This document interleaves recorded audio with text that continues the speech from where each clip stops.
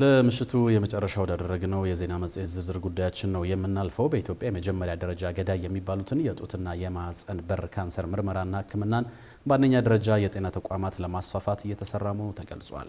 የተገለጸው የአዲስ አበባ ዩኒቨርሲቲ ጤና ሳይንስ ኮሌጅ ከጤና ጥበቃ ሚኒስቴርና በጀርመን ከሚገኝ ማርቲን ሉተር ዩኒቨርሲቲ ጋር በመተባበር ባዘጋጁት የኤልስ ክሮነር ሴንተር ፎር ካንሰር ኬር ፕሮጀክት ሁለተኛ ምዕራፍ ማስጀመሪያ መርሃ ግብር ላይ ነው።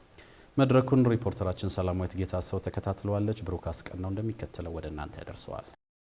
ባለፉት 5 ዓመታት የጡትና የማህጸን በር ካንሰር ምርመራና ሕክምና ላይ ሲሰራ የቆየው የኤልስ ክሮነር ሴንተር ፎር ካንሰር ኬር ፕሮጀክት የመጀመሪያ ዙር ስራውን አጠናቆ ወደ ሁለተኛ ምዕራፍ ስራው ተሸጋግሯል። የፕሮጀክቱ ምዕራፍ 1 ፕሮግራም ከጡትና ከማህጸን በር ካንሰር ጋር የተያያዙ በሽታዎችንና ሞትን ለመቀነስ ዋና ዓላማ አድርጎ ሲሰራ እንደቆየ በመድረኩ ተገልጿል። ፕሮጀክቱን በኢትዮጵያ ተግባራዊ በማድረግ ሁሉን አቀፍ የካንሰር ምርመራና ሕክምና አገልግሎቶችን በመጀመሪያ ደረጃ ባሉ የጤና ተቋማት እንዲሰጡ ሲሰራ እንደነበር በተገለጸበት በዚህ መድረክ ላይ በአዲስ አበባ በአራዳ ልደታና ንፋስ ስልክ ላፍቶ ክፍለ ከተሞች በሚገኙ 25 ጤና ጣቢያዎች ላይ መተግበሩ ተጠቅሷል። ከአዲስ አበባ ውጪም 30 በሚሆኑ በኦሮሚያና ደቡብ ክልል በሚገኙ የጤና ተቋማት ላይ የቅድመ ምርመራና የሪፈራል ስራዎች ሲሰሩ መቆየታቸው ተመላክቷል። የፕሮጀክቱ ዋና አስተባባሪ አዳሙ አዲሴ በፕሮጀክቱ ከዚህ በፊት በውስን የሀገሪቱ ክፍሎች የሚሰጠውን የጡትና የማህጸን በር ካንሰር ምርመራና ሕክምና ወደ ጤና ተቋማት በማውረድ ለህብረተሰቡ ቅርብ እንዲሆን ማድረግ ተችሏል ብለዋል።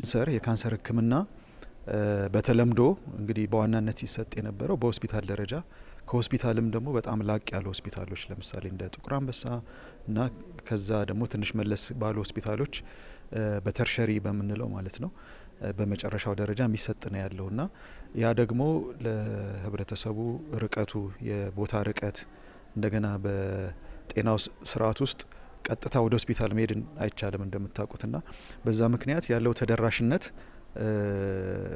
ላይ ተግዳሮቶች ነበሩ። ስለዚህ የካንሰር ሕክምና ከቅድመ ልየታው ከማረጋገጡ አንስቶ የሚሰጠው ሕክምና እና ዘላቂ ሕክምናዎችም ጭምር ወደ ታች ማውረድ ብንችል ወደ መጀመሪያ ደረጃ ሆስፒታሎች ወደ ጤና ጣቢያም ድረስ ብናመጣው የሚል በዛ ነው እንግዲህ ይህንን ፕሮጀክት የጀመርነው። ይህንን መሰረት በማድረግ በቸርችል ጤና ጣቢያ በተቋቋመ የካንሰር እንክብካቤ ማዕከል የጡትና የማህጸን በር ካንሰር ምርመራ በጊዜ በሽታውን የመለየት የቅድመ ካንሰር ምልክቶችን የማከም የጡት ቀዶ ጥገናና የኬሞቴራፒ ሕክምናን በስፋት መስራት ተችሏል ተብሏል። በአዲስ አበባ ከተማ አስተዳደር ጤና ቢሮ የጤና ማጎልበትና በሽታ መከላከል ዳይሬክቶሬት ጌቱ ቢሳ የፕሮጀክቱ ዋና አካል በሆነው የቸርችል ጤና ጣቢያ ከ10 ሺህ ለሚበልጡ ሴቶች የጡት ካንሰር ምርመራ ማድረግ መቻሉን ገልጸዋል። እንዲሁም ከ6 ሺህ በላይ ለሆኑ ሴቶች የማህጸን በር ካንሰር ምርመራ ተደርጓል ያሉ ሲሆን ማዕከሉ 400 የሚጠጉ ከባድ የጡት ካንሰር ቀዶ ጥገናዎችን ማድረግ መቻሉንም ተናግረዋል። የካንሰር ሕክምና ማለት የቅንጦት ሕክምና አይደለም፣ ህይወት የማዳን ሕክምና ነው። በዚህ ህይወት ማዳን ሕክምና ውስጥ በቸርችል ጤና ጣቢያ ላይ ከ10 ሺህ በላይ እናቶችን በጡት ካንሰር ስክሪን ማድረግ ወይንም መመርመር ተችሏል። ወደ ከ6 ሺህ በላይ የሚሆኑ የማህጸን በር ካንሰርን መመርመር ተችሏል። በዚህ አጋጣሚ ከ400 በላይ የሚሆኑ እናቶችን የጡት ካንሰር ሰርጀሪ መስራት ተችሏል። ወደ 28 አካባቢ የሚሆኑ ደግሞ የኬሞቴራፒ እዛው ጤና ጣቢያ ውስጥ አገልግሎት ማግኘት ይችላል።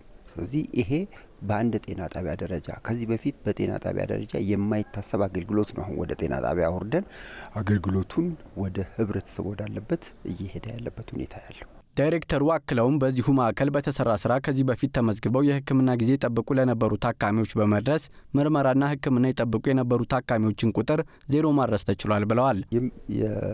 በጡት ካንሰር ጥቁር አንበሳ ላይ የሚሰጠውን አገልግሎት ብዙ ባክሎጎች ነበሩ። ባክሎግ ማለት ተመዝግበው ተራ የሚጠብቁ ማለት ነው። እነኛን ቸርችል ጤና ጣቢያ በመከፈቱ ባክሎግ 0 ማድረግ ተችሏል። አሁን የሚጠብቅ ሰው የለም፣ ተራ የሚጠብቅ የለም ማለት ነው። እንደመጣ አገልግሎቱን ያገኛል። ዛሬ በተጀመረው ምዕራፍ 2 መርሃ ግብር በምዕራፍ 1 የተጀመሩ ስራዎችን ወደ ክልል ከተሞች የማስፋፋት ስራ ለመስራት እንደታቀደም በመድረኩ ተገልጿል። በዚህ በሁለተኛው ምዕራፍ የኤልስ ክሮነር ሴንተር ፎር ካንሰር ኬር ፕሮጀክት ከ1700 በላይ የካንሰር እንክብካቤ ማዕከላትን ለመገንባት ታቅዷል የተባለ ሲሆን ከክልል ጤና ጣቢያዎች ጋር ያለውን ትስስር በማጠናከር ምርመራና ሕክምናውን ለማድረስ እንደሚሰራ ነው የተገለጸው።